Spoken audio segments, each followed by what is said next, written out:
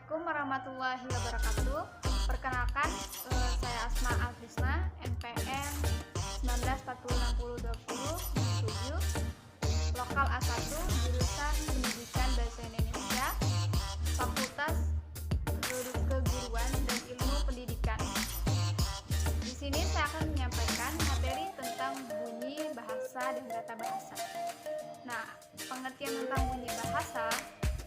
Bunyi bahasa itu sebagai getaran udara, dapat pula merupakan hasil yang dibuat oleh alat ucap manusia seperti pita, suara, lidah, dan bibir. Bunyi bahasa itu dibuat oleh manusia untuk mengungkapkan sesuatu. Ya, dengan bunyi bahasa dapat terwujud dalam nyanyian atau tuturan. Kemudian ada bunyi yang dihasilkan oleh alat ucap manusia.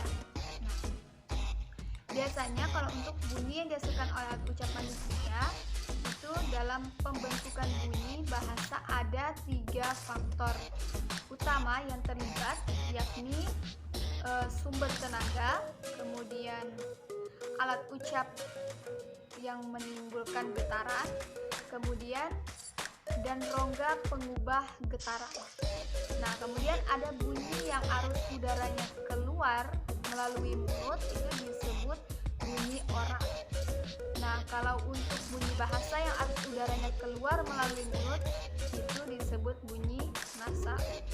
Nah, bunyi yang arus udaranya sebagian keluar melalui mulut dan sebagian keluar dari hidung, itu biasanya disebut bunyi yang disengaukan atau binalisasi.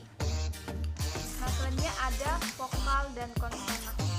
Nah, kalau untuk vokal itu adalah bunyi bahasa yang arus udaranya tidak mengalami rintangan dan kualitasnya ditentukan oleh 3 faktor, yakni yang pertama, tinggi rendahnya posisi lidah, kemudian bagian lidah yang dinaikkan, dan bentuk bibir pada pembentukan vokal itu. Nah, di samping tinggi rendahnya serta depan belakang lidah, kualitas vokal juga dipengaruhi oleh bentuk bibir. Nah, misalnya untuk vokal tertentu seperti A, nah itu bentuknya normal. Nah, kalau sedangkan untuk vokal U, nah itu bibir sedikit dimajukan, ya, sedikit bentuknya agak bundar. Kemudian untuk bunyi I, nah sudut bibir direntangkan ke samping hingga bentuknya melebar.